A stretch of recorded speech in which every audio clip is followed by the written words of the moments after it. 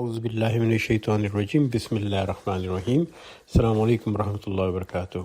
آج انشاءاللہ تعالی ہم سورہ الفاتحہ جو کہ سب سے پہلی سورت ہے قرآن کی، اس کی تلاوت اور تفسیر انشاءاللہ کریں گے۔ اور سورہ الفاتحہ کی اہمیت یہ ہے کہ اللہ تعالیٰ کے حکم سے یہ سب سے زیادہ پڑھی جانے والی سورت ہے۔ مسلمان اپنے طور پہ جو سورت زیادہ پڑھتے ہیں وہ سورہ اخلاص ہے، لیکن جو سورت اللہ نے حکم دیا ہے ہر نماز میں پڑھنے کا وہ ہے سورہ الفاتحہ۔ اس کے بارے میں حدیث بھی ہے کہ نبی پاک صلی اللہ علیہ وسلم نے فرمایا کہ جو شخص نماز پڑھے اور اس نماز میں وہ ام القرآن نہ پڑھے، سورہ الفاتحہ کو ام القرآن بھی کہتے ہیں، تو اس کی نماز میں کمی رہ جاتی ہے اور وہ مکمل نہیں ہوتی۔ یہی وجہ ہے کہ ہر رکعت میں سورہ الفاتحہ پڑھی جاتی ہے، اور ہم نے آج اس بات کا بھی جواب ڈھونڈنا ہے کہ آخر سورہ الفاتحہ کو بار بار دہرانا، پڑھنا اور ہر وقت پڑھنا، اس کا کیا فائدہ ہے۔ اور یہی نہیں، اللہ تعالیٰ نے جو نمازیں مقرر کی ان میں بہت سی چیزیں دہرائی جاتی ہیں، سبحان ربی العظیم، اللہ اکبر، سبحان ربی اللہ، اور ان کو بار بار دہرانے کا کیا فائدہ، اور نماز کو دن میں 5 بار دہرا کے پڑھنے کا کیا فائدہ ہے۔ تو اس پہ بھی انشاءاللہ ہم سورہ الفاتحہ کی تفسیر کے بالکل آخر میں بات کریں گے۔ اس کے علاوہ جو سوالات سورہ الفاتحہ کے بارے میں اٹھائے جاتے ہیں ان میں سے ایک سوال تو یہ ہے کہ اس میں رحمان اور رحیم کا تصور جو ہے وہ کیا ہے، اور دونوں الفاظ ملتے جلتے ہیں، تو پھر 2 الفاظ استعمال کرنے کی ضرورت کیا تھی۔ پھر اس میں یہ سوال بھی ہوتا ہے کہ اگر اللہ تعالیٰ رحمان اور رحیم ہے تو اس نے پھر جہنم کیوں بنائی۔ اور اسی طرح آیہ نمبر 5 میں ہم کہتے ہیں کہ ایاک نستعین، ہم اللہ سے ہی مدد مانگتے ہیں، تو وہاں پر یہ سوال اکثر اٹھایا جاتا ہے کہ تقریباً ہر مسلمان کی زندگی میں ایک ایسا وقت آتا ہے جب وہ اللہ سے بہت مدد مانگتا ہے اور بڑی مشکل میں ہوتا ہے، لیکن اس کو مدد ملتی نظر نہیں آتی، اور پھر یہ اعتراض بھی ہوتا ہے کہ بھئی اللہ تعالیٰ تو کہتا ہے مجھ سے ہی مدد مانگو، اور جب مانگی مدد تو کیوں نہیں ملی۔ تو اس کا جواب بھی سورہ الفاتحہ میں ہے، لیکن ہم لوگوں کو اکثر یہ جواب ڈھونڈنے میں مشکل پیش آتی ہے۔ تو آج انشاءاللہ یہ مشکل آسان کرے گا اللہ، اور ہم اس کا جواب بھی تلاش کریں گے کہ جب ہم اللہ تعالیٰ سے بہت زیادہ مدد مانگتے ہیں تو کیا وجہ ہے کہ کبھی کبھی وہ مدد نہیں آتی۔ اور پھر صراط المستقیم جو ہے 6 آیت میں، اس کے بارے میں بھی کافی ترجموں میں بھی اختلاف ہے اور تفاسیر میں بھی اختلاف ہے، تو ہم نے اس پہ بھی بات کرنی ہے کہ یہ صراط المستقیم کیا ہے اور اس کا کیا تصور ہے۔ اور یقین کیجیے گا کہ 99.9% مسلمانوں میں جو صراط المستقیم کا تصور ہے وہ تصور نہیں جو اللہ تعالیٰ نے سورہ الفاتحہ میں بیان کیا ہے، تو اس پہ بھی بات ہوگی انشاءاللہ۔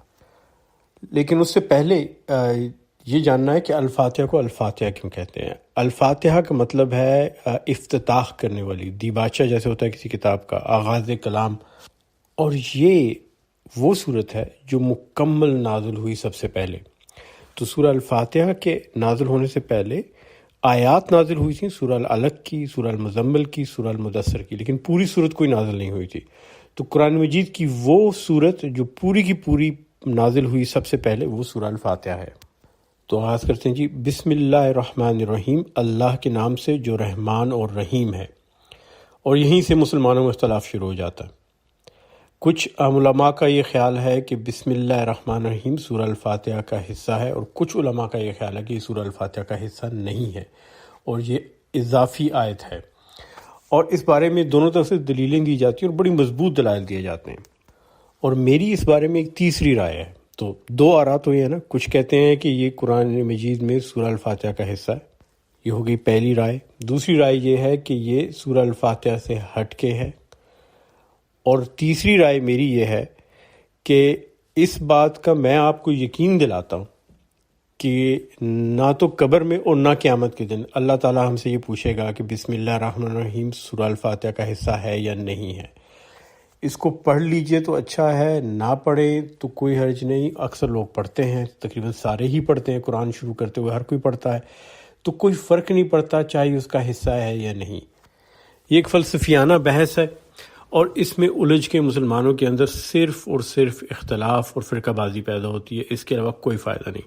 اور آپ دیکھیے گا کہ ہمارے ہاں زیادہ تر جو فروعی مسائل ہیں، 99% مسائل اور سوالات ایسے ہی ہوتے ہیں جن کا ہماری دنیا اور آخرت سے کوئی تعلق نہیں، فلسفیانہ بحثیں ہوتی ہیں اور ان پہ ہم مسلمان بٹ جاتے ہیں مختلف فرقوں میں۔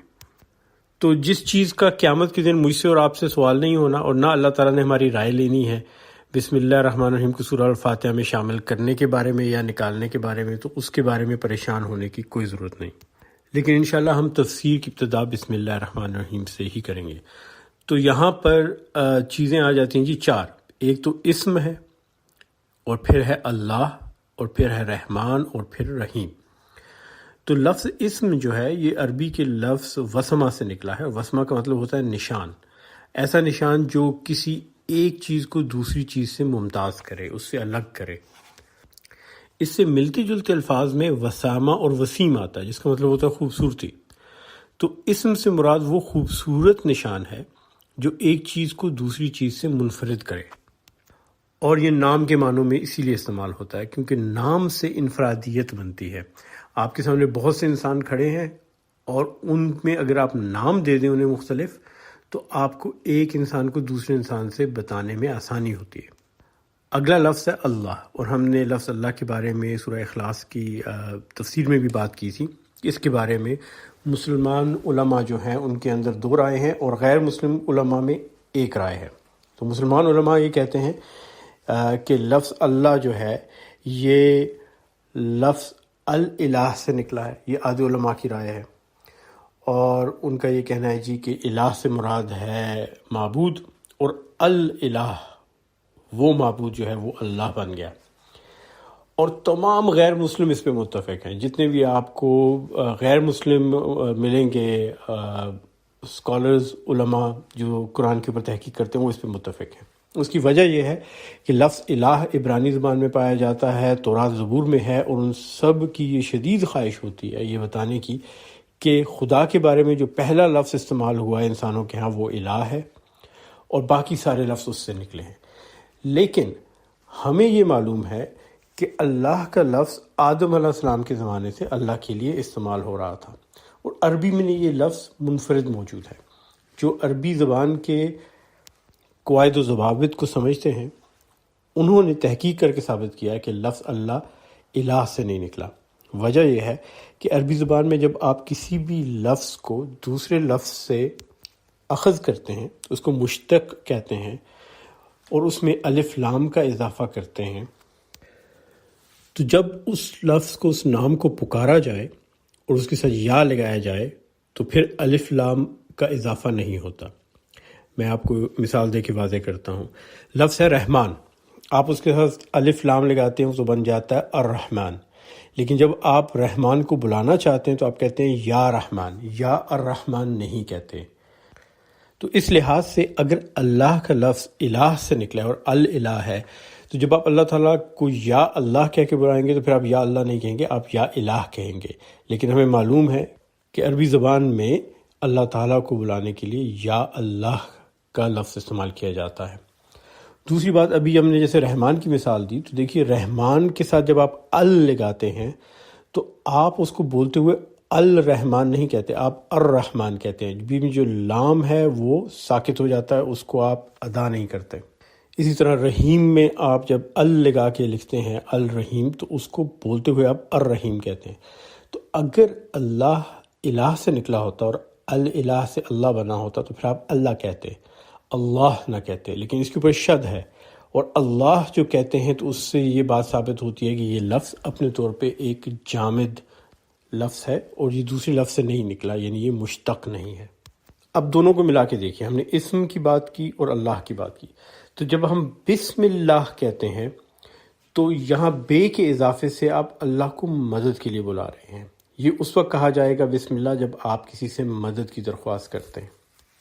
تو اردو میں جب ہم ترجمہ کر کے کہتے ہیں اللہ کے نام سے، تو اس کا مطلب ہوتا ہے کہ میں اللہ کے نام سے اس کی مدد لے کے کوئی کام کرنا چاہتا ہوں۔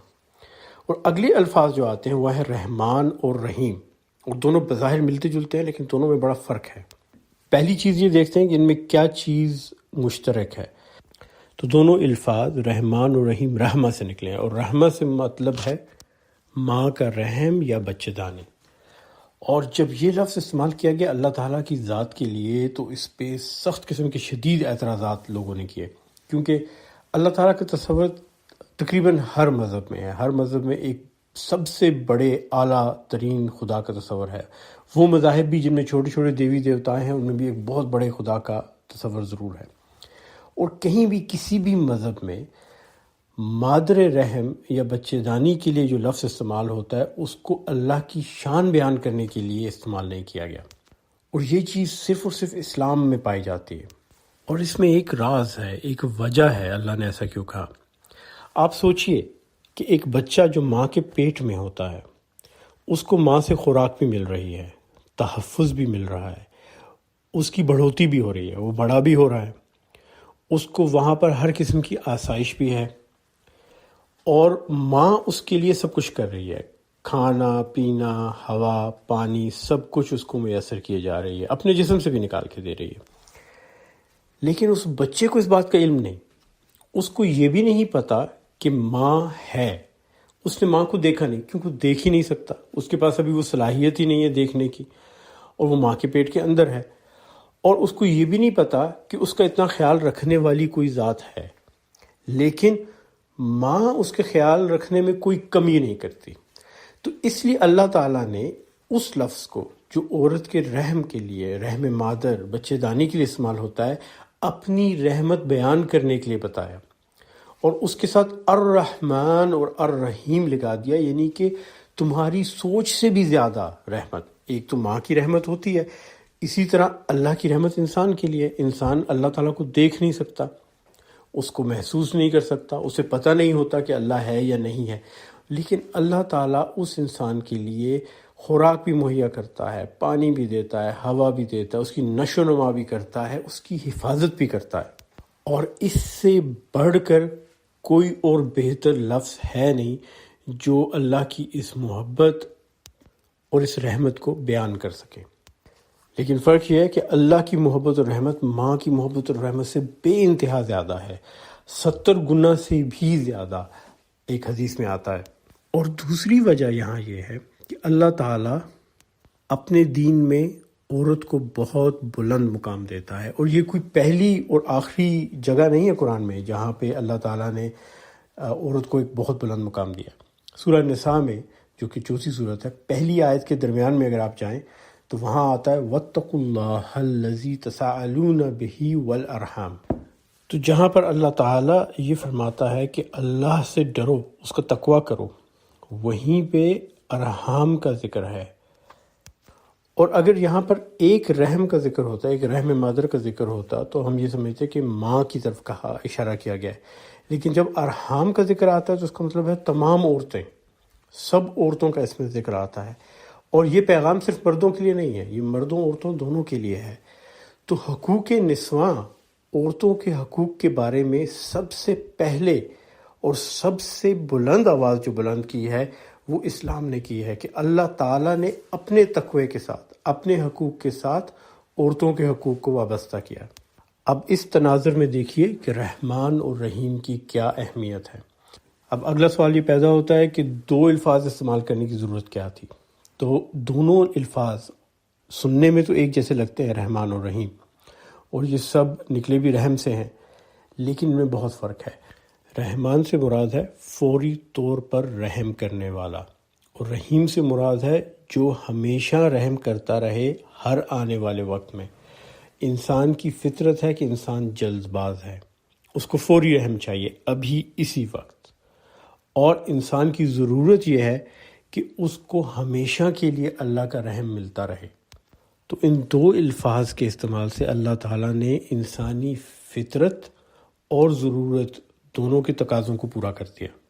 اب اس مقام پہ آ کر جو غیر مسلم ہے وہ خاص طور پر یہ سوال اٹھاتے ہیں کہ اگر آپ کا اللہ تعالیٰ اتنا رحمان اور رحیم ہے، اور اس میں کوئی شبہ نہیں کہ وہ ہے، تو پھر وہ لوگوں کو جہنم میں کیوں ڈالتا ہے؟ تو اس کا جواب ہے حدیث پاک میں۔ نبی پاک صلی اللہ علیہ وسلم نے فرمایا کلکم یدخل الجنہ الا من ابا، تم میں سے ہر ایک جنت میں داخل ہوگا سوائے اس کے جس نے انکار کیا۔ جب یہ حدیث بیان ہوئی تو صحابہ نے پوچھا کہ بھلا کون انکار کرے گا؟ وَمَنْ يَعْدَى مِنَّا یا رسول اللہ، تو نبی پاک صلی اللہ علیہ وسلم نے کہا من اتانی دخل جنہ ومن عصانی فکذب، تو جس نے میری اطاعت کی وہ جنت میں داخل ہوا، اور جو بھول گیا وہ جنت میں داخل نہیں ہوگا۔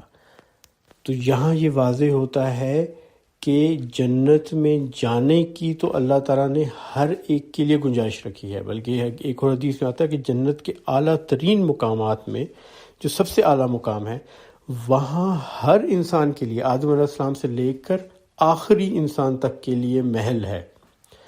یہ ہمارے بس میں ہے کہ ہم اسے حاصل کریں یا نہیں، اور اگر کوئی وہاں تک نہیں پہنچ پاتا تو یہ اپنی مرضی سے اور اپنے اعمال سے وہاں نہیں پہنچ پاتا، اور اگر کوئی جہنم میں جاتا ہے تو اس راستے کا بھی وہ خود اختیار کرتا ہے۔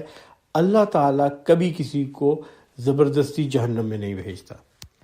اگلی آیت ہے الحمدللہ رب العالمین، شکر اور تعریف اللہ ہی کے لیے ہے جو تمام کائناتوں کا رب ہے۔ یہاں عام طور پہ جب آپ ترجمہ پڑھیں گے تو اس میں آئے گا تعریف اللہ ہی کے لیے ہے، لیکن حمد کا لفظ جو ہے وہ صرف تعریف کے لیے نہیں آتا۔ تعریف کے لیے عربی میں لفظ ہے مدح، اور شکر کے لیے لفظ ہے شکر، لیکن حمد جو ہے اس میں شکر اور مدح دونوں آتی ہیں، تعریف بھی آتی ہے اور شکر بھی آتا ہے۔ اور جب ہم کہتے ہیں الحمدللہ تو اس کا مطلب ہے تمام شکر اور تمام تعریف صرف اللہ ہی کے لیے ہے، چاہے میں اور آپ ادا کریں یا نہ کریں، اس بات کو تسلیم کریں یا نہ کریں، اس بات کو سمجھیں یا نہ سمجھیں، تمام شکر اور تعریف صرف اللہ کی ذات کے لیے۔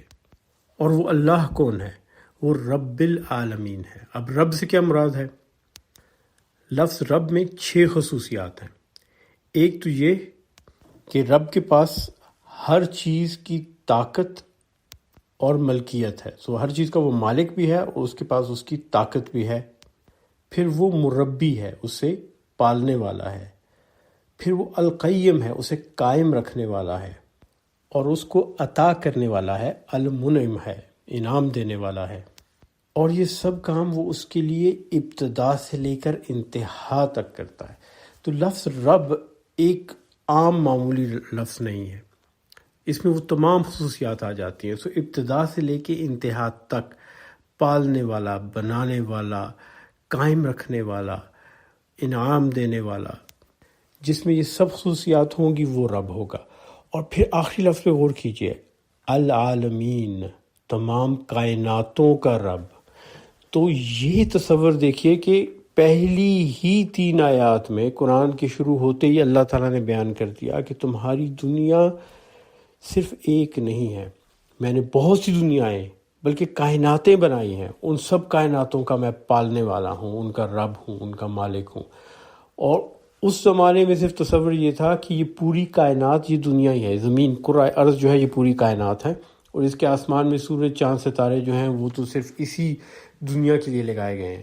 لیکن اللہ تعالیٰ سورہ فاتحہ میں پہلی صورت میں ہی یہ واضح کر دیتا ہے کہ کائنات بہت بڑی ہے، اور اس سے آگے کئی اور کائناتیں ہیں، اور یہ ہماری زمین اور ہماری دنیا کچھ بھی نہیں ہے اس میں۔ اور اللہ تعالیٰ ان تمام کائناتوں کا بنانے والا، پالنے والا، مالک اور رب ہے۔ اور پھر اس رب کی خصوصیات اگلی آیت میں بیان کی گئی ہیں، الرحمن الرحیم، اور اس پہ ہم تفصیل سے بات کر چکے ہیں بسم اللہ الرحمن الرحیم میں۔ لیکن الرحمن الرحیم میں تو صرف رحم ہی رحم ہے، اس میں محبت ہے، خیال ہے، پرورش ہے۔ اور اگلی آیت میں آتا ہے مالک یوم الدین، روز جزا کا مالک۔ لفظ دین سے ملتا جلتا لفظ عربی زبان میں دین بھی ہے، اور ان دونوں کا ماخذ بہت حد تک ایک جیسا ہے۔ اور دین کا مطلب ہے کسی کو کوئی چیز دینا، جیسے اردو میں بھی ہم کہتے ہیں نا لین دین، یا کوئی چیز دینا۔ اس سے مراد وہی ہے جو عربی میں ہے دین کی، یعنی کسی کو ادھار دینا یا کوئی چیز کسی کو دینا اور بعد میں اس نے اس کو واپس کرنا ہو۔ اور یہ بڑی خوبصورتی سے اللہ تعالیٰ نے بیان کیا ہے کہ زندگی میں انسان کے پاس جو کچھ بھی ہے وہ اللہ کا دیا ہوا ہے، اللہ نے دیا ہے، اور یہ اللہ کی دین ہے، جیسے ہم اردو میں بھی اس کا استعمال کرتے ہیں۔ اور جو بھی چیز اللہ نے دی ہے اس نے لوٹ کے بھی اللہ کے پاس جانا ہے۔ ہم کہتے بھی ہیں ان للہ و انا الیہ راجعون، ہر چیز نے لوٹ کے اللہ کے پاس جانا ہے کہ اسی کی طرف سے آئی ہے، اور اس کا حساب کتاب بھی ہوگا۔ تو جب آپ کو کوئی چیز دیتا ہے، چاہے وہ امانتاً دی جائے یا ادھار دی جائے، اس کے بعد جب وہ واپس لی جاتی ہے تو اس کی جواب طلبی ہوتی ہے، اس کا حساب کتاب ہوتا ہے۔ تو زندگی میں جو بھی اللہ کی نعمتیں ہیں، زندگی میں جو مواقع ہیں، جو خوشیاں ہیں، جو آسائشیں ہیں، جو نعمتیں ہیں، پیسہ ہے، اولاد ہے، مال ہے، یہ سب اللہ کی دین ہے، اور اس کا حساب ہوگا یوم الدین پہ، اس دن جب سب چیزوں کا حساب کتاب ہوگا۔ تو دونوں الفاظ میں مماثلت بھی ہے اور ملے جلے بھی ہیں، دین اور دین۔ اب یہاں تک تو آ گئی عبادت اور ایمان کی بات، اب آگے اعمال کی بات شروع ہو رہی ہے۔ تو آیت نمبر 5 ہے، ایاک نعبد و ایاک نستعین، ہم تیری ہی عبادت کرتے ہیں اور تجھ ہی سے مدد مانگتے ہیں۔ یہاں پہ میں لفظوں پہ زور دے رہا ہوں، تیری ہی، اس کا مطلب ہے صرف اور صرف اللہ کی عبادت، اللہ کے علاوہ کسی اور کی عبادت نہیں ہوگی، اور تجھ ہی سے مدد مانگتے ہیں۔ تو صرف اور صرف اللہ سے مدد مانگی جائے گی اور اللہ کے علاوہ کسی اور سے مدد نہیں مانگی جائے گی۔ لفظ عبادت جو ہے اس کے اندر دو چیزیں آتی ہیں، اس میں ایمان بھی آتا ہے اور اعمال بھی آتے ہیں، یعنی پوجا اور پرستش آ گئی ایمان کے حصے میں، اور اعمال میں اطاعت، فرمانبرداری، بندگی اور غلامی آ گئی۔ اور علماء اور مفسرین کا کہنا ہے کہ عبادت میں 5 چیزوں کا ہونا لازم ہے۔ اس میں اطاعت ہونی ہے، اللہ کی محبت، اللہ پہ توکل، خلوص نیت، اور اللہ کی بتائی ہوئی شرائط کے مطابق عمل کرنا۔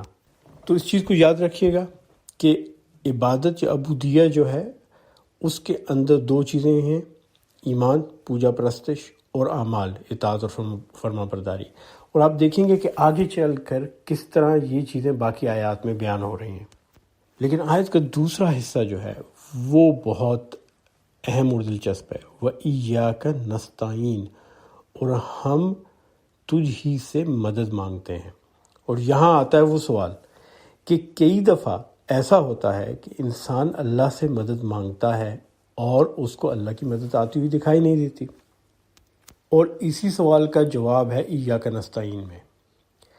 عربی زبان میں مدد کے لیے جو الفاظ استعمال ہوتے ہیں نا، اس میں لفظ مدد بذات خود ہے، مساعدہ ہے، نجدہ ہے، معاونہ ہے، معاونت سے جس سے معاونت کا لفظ نکلا ہے، نصر ہے، لیکن اللہ تعالیٰ نے ان میں سے کوئی لفظ استعمال نہیں کیا۔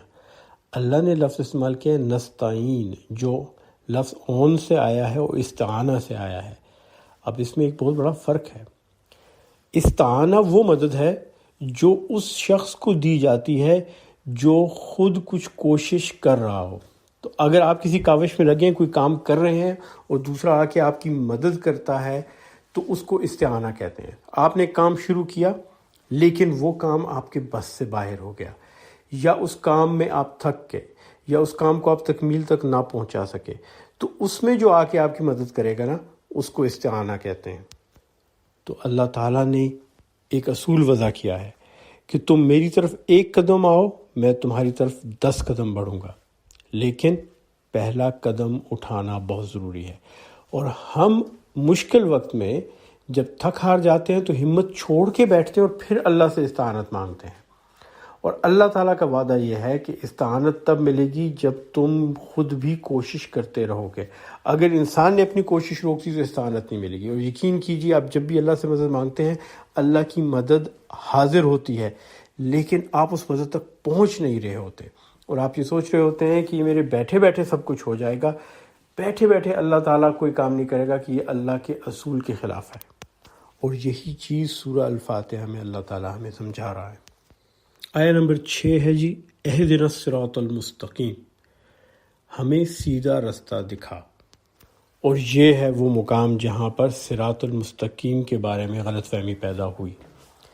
تو پہلے اہدنا سے شروع کرتے ہیں کہ اہدنا کا کیا مطلب ہے۔ اہدنا کا مطلب ہے ہدایت دینا، اور یہ لفظ ہدیہ سے نکلا ہے۔ ہدا یا ہدیہ عربی زبان میں تحفے کو کہتے ہیں۔ اور اگر یہاں اللہ تعالیٰ یہ کہنا چاہتا نا کہ ہمیں سیدھا رستہ دکھا دے، تو اللہ تعالیٰ کہتا اہدنا الی الصراط، لیکن یہاں لفظ استعمال کیا گیا ہے اہدنا الصراط المستقیم۔ اہدنا الصراط المستقیم کا مطلب یہ ہے کہ سیدھے رستے پہ ہمارے ساتھ رہ کے ہماری رہنمائی فرما، یعنی جہاں تک وہ رستہ ہے اس کے آخر تک ہمارے ساتھ رہے اور رہنمائی فرما۔ اور یہ بہت بڑا فرق ہے۔ یعنی اللہ تعالیٰ آپ کے ساتھ رہے گا.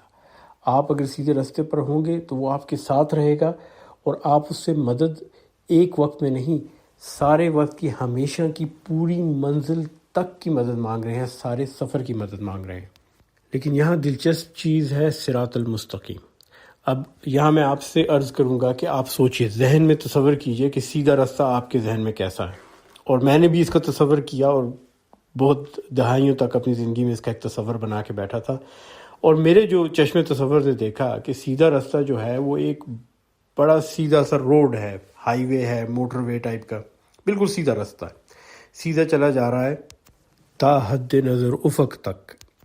اور راستے کے لیے جو الفاظ استعمال ہوتے ہیں ان میں طریق ہے، جو روڈ کو آج کل کے زمانے میں بھی سڑک کو طریق کہا جاتا ہے، مسار ہے، شارع ہے، جیسے ہم کہتے ہیں شارع عام، فج ہے، سبیل ہے، اور صراط ہے.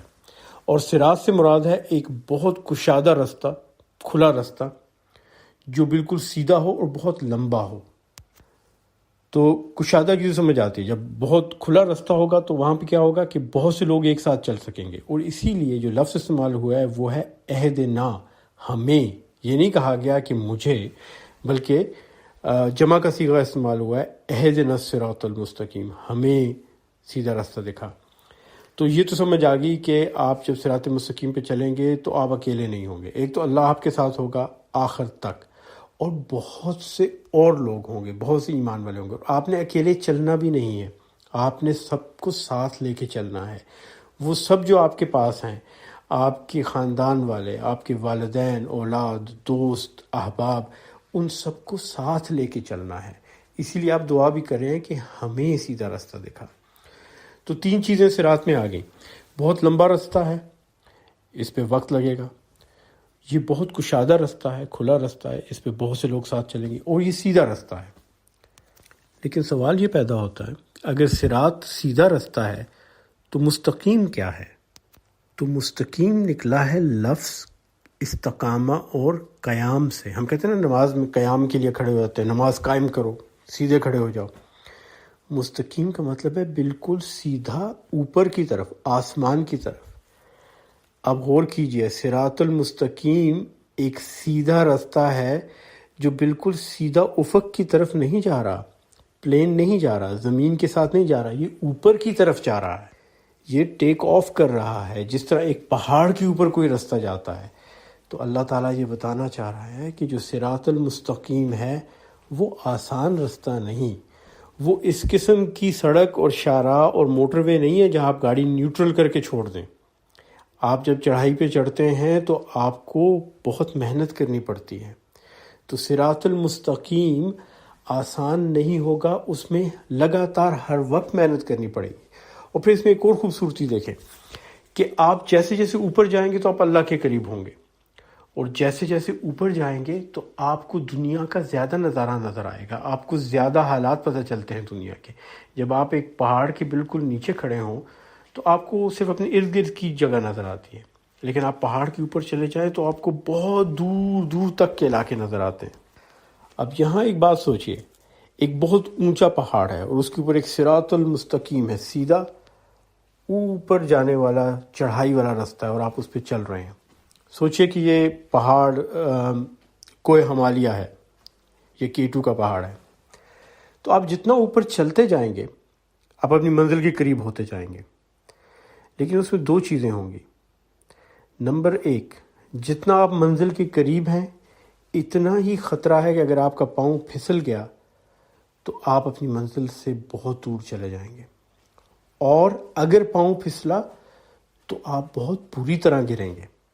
تو یہاں اللہ تعالیٰ یہ بتا رہا ہے کہ جب تم صراط مستقیم پہ چلو گے تو جو تم آگے بڑھتے جاؤ گے احتیاط زیادہ ہوتی جائے گی. آپ دیکھیں گے جو کوہ پیما ہوتے ہیں، پہاڑوں پہ چڑھنے والے، وہ جب اپنی منزل کے قریب پہنچتے ہیں زیادہ محتاط ہو جاتے ہیں. وہ نہیں چاہتے کہ ان کا پاؤں پھسلے، اور ابھی تک جتنی محنت کر کے اوپر آئے وہ ساری محنت ضائع ہو جائے اور دوبارہ نئے سرے سے شروع کرنا پڑے. تو اللہ تعالیٰ یہ فرماتے ہیں کہ صراط المستقیم پہ جیسے جیسے تم بڑھتے جاؤ گے تم میں احساس ذمہ داری زیادہ ہونا چاہیے، غرور نہیں آنا چاہیے. اور جیسے اپنی منزل کے قریب ہوتے جاؤ تو محنت اور احتیاط زیادہ کر دو. کہیں ایسا نہ ہو کہ اپنی منزل کے قریب پہنچ کر تم بے فکری میں مبتلا ہو جاؤ اور جتنا کچھ حاصل کیا وہ سب ضائع ہو جائے۔ اور اگلی آیت میں اللہ تعالیٰ مثال دے کے واضح کر رہے ہیں کہ کیا کیا مسائل پیش آ سکتے ہیں۔ صراط الذین انعمت علیہم غیر المغضوب علیہم ولا الضالین، ان لوگوں کا راستہ جن پر تو نے انعام فرمایا، جو معتوب نہیں ہوئے اور جو بھٹکے ہوئے نہیں ہیں۔ تو یہاں تین قسم کے لوگوں کو اللہ نے بیان کیا۔ پہلے وہ جن پہ اللہ تعالیٰ کی نعمت ہوئی، انعام ہوا۔ لفظ نعومہ انعامتا جو ہے اس سے مراد ہے آسانی پیدا کرنا۔ تو جب آپ اللہ سے مدد مانگتے ہیں اور بے شک آپ چڑھائی کے راستے پہ صراط المستقیم پہ جا رہے ہیں جو اوپر کی طرف سیدھا راستہ جا رہا ہے، اللہ تعالیٰ آپ کے لیے آسانیاں پیدا کر دے گا۔ لیکن یہاں دو مسائل پیدا ہو سکتے ہیں۔ کچھ لوگ ایسے ہیں جو بھٹک جاتے ہیں راستے سے، اور کچھ ایسے ہیں جن کے اوپر اللہ کا عذاب اور عطاب نازل ہوتا ہے۔ اب یاد کریں کہ ہم نے شروع میں کہا تھا کہ عبادت جو ہے اللہ تعالیٰ کی، عبودیت جو ہے اس کی دو شرائط ہیں۔ ایک تو ہے ایمان پرستش، یعنی اللہ پہ ایمان رکھنا، سمجھنا دین کو، اور دوسرا اعمال ہے۔ تو اگر آپ کا ایمان بھی مکمل ہے اور آپ کے اعمال بھی اچھے ہیں تو آپ پہ اللہ کی نعمت ہے، آپ صراط مستقیم پر ہیں۔ اگر ایمان نہیں ہے، دین کی سمجھ نہیں ہے، تو اعمال غلط ہوں گے۔ اس صورت میں انسان بھٹک جاتا ہے، کیونکہ وہ کوشش تو کر رہا ہے لیکن اس کو چونکہ سمجھ نہیں ہے تو وہ بھٹک گیا۔ لیکن اگر سمجھ ہے، ایمان ہے اور دین کو صحیح طرح جان لیا، اس کے باوجود نیک اعمال نہیں کیے جا رہے، تو پھر اللہ کا عذاب اور عذاب آتا ہے۔ اب آپ دیکھیے کہ کتنا خوبصورت ربط ہے تمام آیات میں۔ آپ شروع سے لے کے چلیں تو آخر تک ہر آیت کے اندر کا جو پیغام ہے وہ اگلی آیت سے ملا ہوا ہے، اور یہیں سے آپ کو سمجھ آ جاتی ہے کہ لفظ عبادت کیوں استعمال کیا گیا، جس میں ایمان پرستش اور اعمال دونوں چیزوں کا عنصر شامل ہے۔ یہ آخری آیت ہے، آیت نمبر 7، اور عموماً اس آیت کے بعد سنت ہے کہ ہم آمین کہتے ہیں۔ بالکل اسی طرح جس طرح جب ہم سورہ 3 پڑھتے ہیں تو آخری آیت میں ہم کہتے ہیں الیس اللہ باحکم الحاکمین، کیا اللہ سب حاکموں سے بڑا حاکم نہیں ہے؟ تو اس کے بعد سنت ہے، نبی پاک صلی اللہ علیہ وسلم فرمایا کرتے تھے سبحانک فبلا وانا علی ذالک من الشاہدین، اللہ کی ذات پاک ہے، ہاں، اور میں اس بات پر شہادت دینے والوں میں سے ہوں۔ تو اسی طرح سنت ہے کہ آخری آیت میں صراط الذین انعمت علیہم غیر المغضوب علیہم ولا الضالین پہ آ کے آمین کہنا چاہیے۔ اور جناب اب پیدا ہوا وہ آخری سوال جو کہ بہت سے ذہنوں میں اٹھتا ہے، اور غیر مسلم اور مسلمان دونوں اس سوال پہ سوچتے ہیں، اور وہ سوال یہ ہے جناب کہ آخر سورہ الفاتحہ کو بار بار بار بار کیوں دہرایا جاتا ہے؟ صرف یہی نہیں بلکہ نماز میں اور بہت سی چیزیں ہیں، اللہ اکبر ہے، سبحان ربی العظیم ہے، سبحان ربی الاعلیٰ ہے، التحیات للہ ہے، والصلوات والطیبات ہے۔ کیوں دہرایا جاتا ہے انہیں؟ اور پھر اس سے بھی بڑھ کر نماز کو کیوں دہرایا جاتا ہے؟ دن میں 5 دفعہ کیوں نماز پڑھی جاتی ہے؟ بار بار نماز کیوں پڑھی جاتی ہے؟ اور آپ نے اگر نفلی نماز پڑھنی ہے تب بھی آپ نے سورہ فاتحہ پڑھنی ہے، آپ نے فرض پڑھنی ہے تب بھی سورہ فاتحہ ہے، سنت ہے تو تب بھی سورہ فاتحہ ہے۔ آخر اس کو دہرانے کی وجہ کیا ہے؟ فائدہ کیا ہے اور وجہ کیا ہے؟ تو جناب اس کا جواب ہے انسان کے دماغ میں۔ انسان کا جو دماغ ہے اس کے 2 حصے ہیں۔ ایک وہ حصہ ہے جو بہت پرانا دقیانوسی پریمیٹیو برین ہے، جو ہمارا بالکل قدیم قسم کا دماغ ہے۔ یہ جو قدیم دماغ ہے نا، یہ ویسا ہی ہے جیسا جانوروں میں پایا جاتا ہے، اور اس قدیم دماغ کے اندر انسان کے جذبات ہوتے ہیں۔ کون سے جذبات؟ غصے کے، خوف کے، خوشی کے، غم کے۔ اور جب بچہ پیدا ہوتا ہے تو اس کے دماغ میں یہ حصہ کافی حد تک بن چکا ہوتا ہے۔ تو اسی لیے آپ نے دیکھا ہو کہ بچے اپنے جذبات سے فیصلے کرتے ہیں، کہ جس بات پہ غصہ آئے غصہ کرتے ہیں، جس بات پہ خوشی ہو خوشی کا اظہار کرتے ہیں، چیزیں اٹھا کے پھینک دیں گے، توڑ دیں گے، ماریں گے، روئیں گے، چیخیں گے، چلائیں گے۔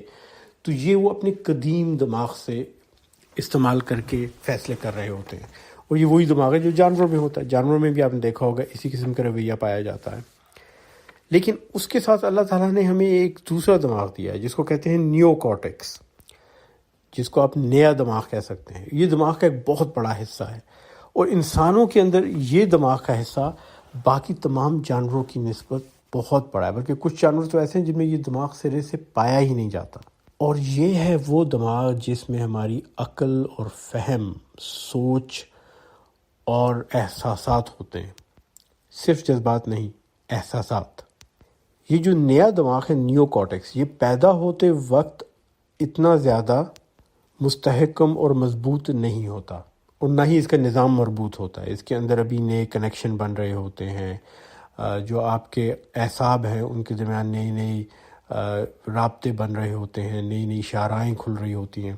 یہ عمر کے ساتھ ساتھ بنتا ہے، اور ہمارے آباء و اجداد کو بھی اس کا پتہ تھا۔ وہ کہا کرتے تھے کہ ایک انسان جب عمر میں بڑھتا ہے تو اس کا ذہن پختہ ہوتا جاتا ہے، تو یہ وہ ذہن ہے جو پختہ ہوتا جاتا ہے، لیکن اس کے لیے ضروری ہوتا ہے کہ اسے بار بار استعمال کیا جائے۔ اگر اس دماغ کو استعمال نہیں کیا جائے گا تو انسان ہمیشہ اپنے قدیم دماغ میں، جس میں صرف اور صرف جذبات ہوتے ہیں، غصہ، نفرت، خوف اور اضطراب، اسی کو استعمال کرتا ہے، کیونکہ اسے عادت ہوتی ہے بچپن سے اسے استعمال کرنے کی۔ اور آپ نے دیکھا ہوگا کچھ لوگ 40، 50، 60، 70 سال کی عمر کو پہنچ جاتے ہیں، لیکن ان کے اندر کا بچپنا نہیں جاتا۔ وہ جب غصے میں آتے ہیں تو گالی گلوچ کرتے ہیں، مار پٹائی کرتے ہیں، چیختے جلاتے ہیں، بالکل بچوں کی طرح۔ تو یہ وہ ہوتے ہیں لوگ جنہوں نے اپنے دماغ کے اس حصے کو جس میں سوچ اور سمجھ اللہ نے دیا، نیو کارٹیکس، دماغ کا بہت بڑا حصہ ہے جو اوپر پایا جاتا ہے، اس کو استعمال نہیں کیا اور اس کی تربیت نہیں کی۔ اس کی تربیت کے لیے ضروری ہے کہ اس کے اندر بار بار باتوں کو، چیزوں کو دہرایا جائے، ایک ہی عمل کو بار بار دہرایا جائے۔ جب آپ بار بار اسے استعمال کرتے ہیں اور اس کے اندر کسی چیز کو دہراتے ہیں تو اس کی نشو و نما زیادہ ہوتی ہے، اور پھر یہ اتنا طاقتور ہو جاتا ہے کہ یہ آپ کے قدیم دماغ کو، پریمیٹیو برین کو، نیو کارٹیکس جو نیا دماغ ہے، یہ کنٹرول کر لیتا ہے۔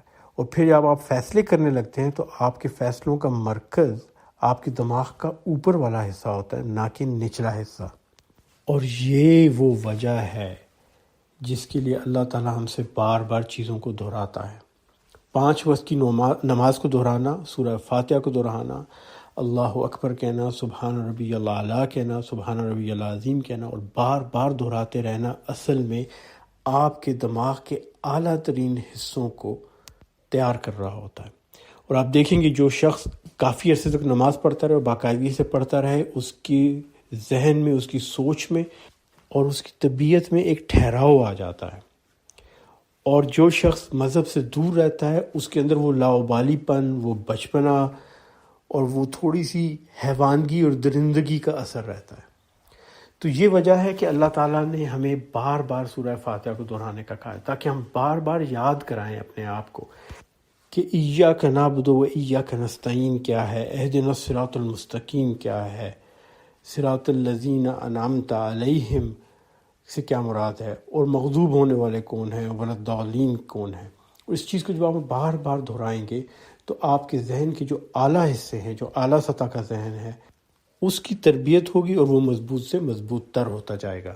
اور ماہرین نفسیات اور سائنسی تحقیق کرنے والے جو لوگ ہیں وہ اس بات کے قائل ہیں، اور وہ کہتے ہیں کہ اس میں ری انفورسمنٹ کے پہلو ہیں، فیسیلیٹیشن آف نیورونز ہیں، اور بہت سی سائنسی ٹرمز انہوں نے ایجاد کی ہیں۔ اور اب وہ کہتے ہیں کہ اپنے ذہن کو اگر آپ تربیت دینا چاہیں تو اس کا واحد طریقہ یہ ہے کہ آپ اپنی مثبت سوچ اور فیصلوں کو بار بار دہرائیں۔ اور اللہ تعالیٰ نے یہ بات ہمیں 1400 سال پہلے بتا دی اور پورا ایک نظام وضع کر دیا۔ لیکن یہاں اس چیز کی اہمیت بھی دیکھیں کہ سورہ الفاتحہ کو سمجھ کے پڑھنے میں اور بغیر سمجھ کے پڑھنے میں کتنا بڑا فرق ہے۔ اگر ہم بغیر سمجھے پڑھیں گے تو ہمارے ذہن کی وہ تربیت اور وہ نشو و نما نہیں ہو سکتی جو اس کو سمجھ کے پڑھنے سے ہے۔ اور جب تک ہم قرآن کو اور اللہ کے کلام کو سمجھ کر نہیں پڑھیں گے، تب تک ہماری روح پہ، ہمارے ذہن پہ، ہمارے دل پہ اس کے وہ اثرات مرتب نہیں ہو سکتے جن کے لیے اللہ تعالیٰ نے قرآن نازل کیا تھا۔ تو دعا کریں اللہ تعالیٰ ہم سب کو اپنے دین کو صحیح سمجھنے اور اس پر صحیح چلنے کی توفیق عطا فرمائے، اور ہمیں اسے صحیح سمجھائے اور اس پہ صحیح چلائے۔ آمین ثم آمین۔ تفاسیر اس تفسیر کے لیے، اس اسٹڈی کے لیے، سیشن کے لیے استعمال کی گئی، ان کے نام میں نے یہاں لکھ دیے ہیں، آپ دیکھ سکتے ہیں۔ تفسیر ابن کثیر بھی ہے اس میں، روح المعانی بھی ہے اس میں، اس سے قدیم تفاسیر بھی ہیں، دور حاضر کی تفاسیر بھی ہیں، مولانا مودودی کی بھی ہے، محمد اسد کے بڑا اچھا انگریزی کا ترجمہ، اس کی تفسیر سے اکثر لوگ متفق نہیں ہوتے، لیکن ترجمہ بہت پیارا ہے۔ اور جو عربی کی ڈکشنریز یوز ہوئی ہیں وہ بھی میں نے بتا دی، جامعہ الازہر کی تفسیر بھی اس میں ہے، اگر آپ ان کے حوالے دیکھنا چاہیں تو ان تفاسیر میں مزید تفصیلات آپ پڑھ سکتے ہیں۔ لسان العرب ایک ڈکشنری ہے جی ابن منظور کی 13ویں صدی کی، اور تاج العروس من جواہر القاموس ہے محمد ابن محمد مرتضیٰ الزبیدی کی، یہ 18ویں صدی کی ہے، اور میرے حال میں سب سے لیٹسٹ جو پراپر ڈکشنریز اس پہ یہی آتی ہے۔ دعوت چینل کو دیکھنے اور سننے کا بہت بہت شکریہ۔ اللہ تعالیٰ آپ کو اس کا دنیا اور آخرت میں اجر عطا فرمائے، آمین ثم آمین۔ ہماری ساری ٹیم کا میں خاص طور پہ مشکور ہوں، اور درخواست کروں گا کہ ان کے لیے خصوصی دعا کریں، خاص طور پہ آئی ٹی ٹیم کے لیے جنہوں نے بہت محنت سے یہ ویڈیوز اور گرافکس بنائے ہیں، اور ایک بہت خاص دعا کی اور اجر کی جو ہے التجا اس شخصیت کے لیے جس کے کہنے پہ یہ چینل شروع کیا گیا، اور جس کی خواہش پہ اور رہنمائی میں اس کا آغاز کیا گیا۔ کچھ مصلحتوں کی وجہ سے ان کا نام نہیں لے سکتا میں اس وقت، لیکن آپ سے درخواست ہے کہ خاص طور پہ ان کے لیے دعا کریں، اور اس بات کی دعا کریں کہ ہم سب لوگوں کو اللہ تعالیٰ اس چینل کے ذریعے اور دعویٰ کے اس کام کے ذریعے دنیا اور آخرت میں اپنے قریبی لوگوں میں شامل فرمائے، اور دنیا آخرت میں کامیابی عطا فرمائے، آمین ثم آمین۔